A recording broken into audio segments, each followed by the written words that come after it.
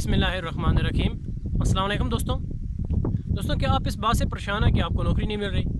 क्या आप इस बात से परेशान हैं कि आपने इतनी जगह पर अप्लाई किया और आपको अभी तक कोई ख़ास नौकरी नहीं मिल रही? क्या आप इस बात से भी परेशान हैं कि आपने इतनी ज़्यादा तालीम हासिल की और फिर भी अभी तक आपके लिए रिज़्क़ का कोई सबब नहीं बन रहा, यानी कि कोई नौकरी नहीं मिल रही?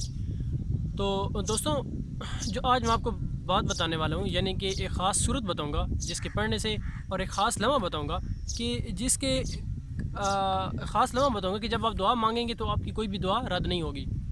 दोस्तों, ये बात मेरे वालिद साहब ने जब 7वां रोज़ा था, यानी इस रमज़ान मुबारक का 2019 में जो रमज़ान मुबारक था, इसमें मेरे वालिद साहब ने मुझे ये बात बताई थी।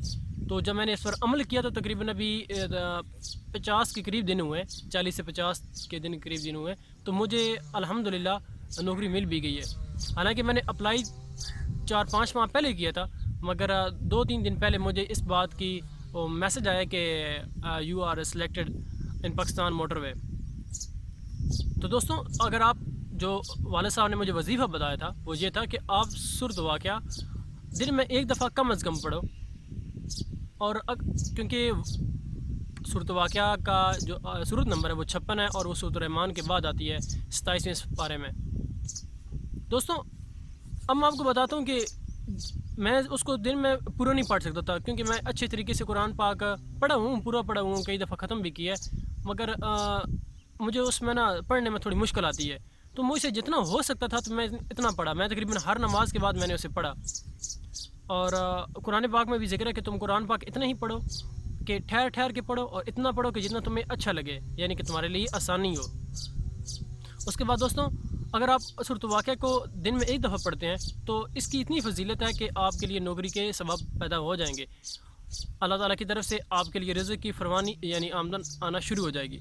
उसके बाद दोस्तों, अगर आप जुम्मे वाले दिन जब इमाम साहब 2 रकात नमाज फ़र्ज़ पढ़ा कर दुआ मांगते हैं, तो आप अगर उस वक्त दुआ मांगते हैं, अब उस वक्त ख़ास दुआ मांगने की फजीलत मैं आपको बताता हूँ या वजह बताता हूँ।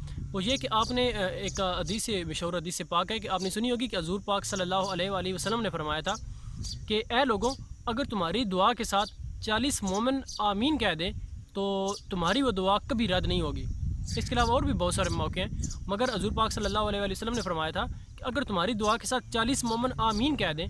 अब आप अगर देखें कि जुम्मे वाले दिन बहुत सारे मुसलमान होते हैं मस्जिद में, मतलब कि 200 से 300 के दरमियान लोग होते हैं, और मोमन अलग है और मुसलमान अलग होते हैं। मोमन का दर्जा मुसलमानों से थोड़ा बेहतर होता है, क्योंकि वो थोड़े सच्चे और परहेज़गार मुसलमान होते हैं। ठीक है, तो अब 300-400 लोगों में से कम 40-50 तो मोमन होंगी। ठीक है, तो अगर आप उस वक्त दुआ मांगते हैं जब इमाम साहब दुआ मांग रहे होते हैं, तो इसका मतलब है कि आपकी आमीन कहने के साथ साथ 40 लोग और भी आमीन कहेंगे। इसके अलावा तो इसका फ़ायदा ये होता है कि आपकी वो दुआ हमेशा कबूल होती है। ठीक है, ये मेरे ज़ाती तजर्बे हैं, इसलिए मैंने आपके साथ शेयर किया। हालांकि ये वीडियो मैं कुछ अर्सा पहले बनाना चाहता था, मगर मैंने कहा कि जब तक मेरा खुद इस पर अमल ना हो जाए, ख़ास साबित ना हो जाए, तो मेरे लिए मुश्किल है कि मैं लोगों को बताऊं। तो दोस्तों, उम्मीद है आपको ये वीडियो पसंद आई होगी। अपना ख्याल रखिएगा और मेरा चैनल ज़रूर सब्सक्राइब कीजिएगा अपनी इन इस्लामी वीडियोज़ को देखने के लिए। Thank you so much. अल्लाह हाफ़िज़।